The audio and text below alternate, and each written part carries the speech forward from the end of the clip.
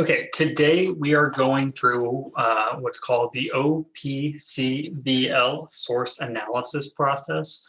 You don't need to write these notes down. I am going to make this PowerPoint available to you on Google Classroom, but I obviously do want you to pay attention. This process is a way to look at documents, and it's the way that IB wants you as historians to look at documents.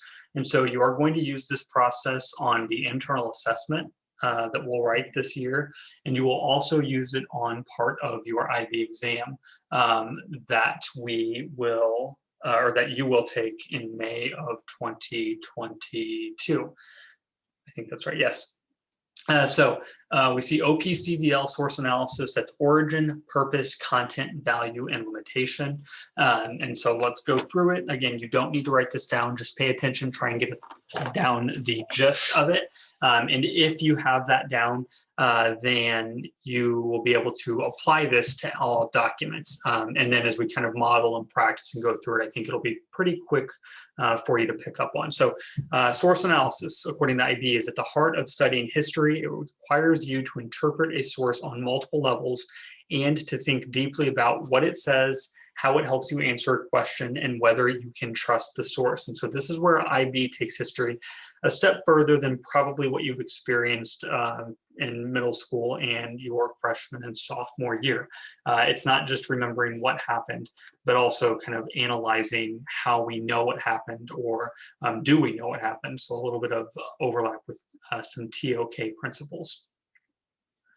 And so first we'll start with the different kinds of sources, and we'll keep it basic here for this. You've got primary sources, which are sources that are created at the time of the event by people who witnessed these events firsthand. And then you see a list of examples of those there. So diary entries, photographs, letters, newspaper articles, and in modern day something like tweets or videos posted would fall within that. And so those are primary sources, and primary sources hold certain values. And then the other type of sources, secondary sources, hold a specific value as well. And so secondary sources are sources that are created by historians after the events or time periods have already occurred. So it's someone looking back on, or someone who wasn't actually there. So some examples of that are textbooks, historical fiction, works of historical fiction, movies can be secondary sources. A lot of internet resources you'll come across are secondary sources as well. And so OPCVL will help you organize your thoughts and think critically about the sources you work with. And the second bullet point won't make sense to you now, but it will here in a little bit. But you may not be able to answer every question. And when I say question, I'm talking, you may not be able to tell the origin, purpose, content, value, or limitation for every source. There might be some unanswered questions with those because you may not have enough information. But each question should be answered using complete sentences. We're not going to worry about that right now. We'll talk more about that when we get to the paper process. And so ignore that third bullet point for the time being. So OPCVL, what's the point? All sources must be approached with caution. You cannot just trust everything because it's something that you've come across. So when reading a source, you must consider who wrote it, why they wrote it, what is included, what is left out, and how helpful the source will be to one's investigation. That's leading into the internal assessment a little bit. And so that term investigation will pop back up from time to time as we lead into that. And so the O of OPCVL stands for origins. And this is basically just where did this source come from? So who is the author of it? When was it originally published? What date were additions made to it? Where?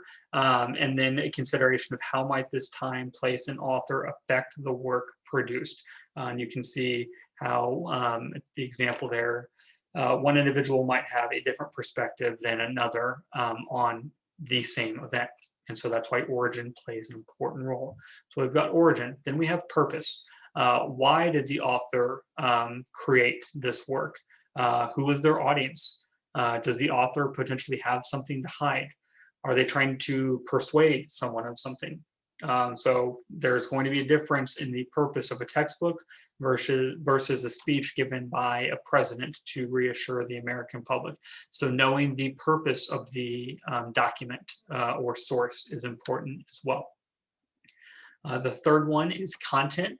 So what information does it provide? So what did we learn? What people, places, dates, events, kind of the who, what, when, where, why of history. So just what information is within the source. Does it attempt to explain a situation, it's a typo though, or event? And so again, just what is the content within that source? So we've got origin, purpose, content. The final two, value and limitation, go hand in hand. This is, again, tying a lot into your internal assessment. So a value would be, how is the source useful? So what can we use this for?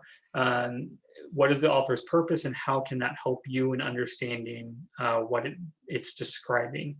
Has it been well researched? So what's the background of the person who created the source?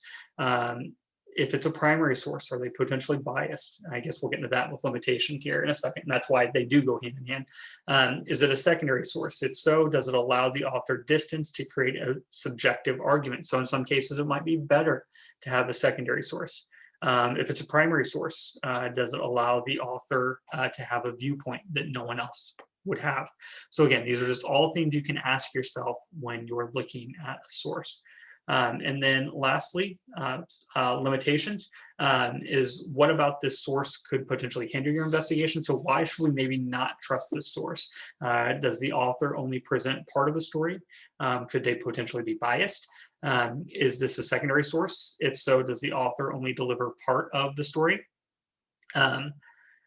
Is it a primary source? If so, again, does the viewpoint matter? Are they potentially missing information? So that is the quick go through of OPCVL. We'll practice it now, and I think that will help you understand it even more.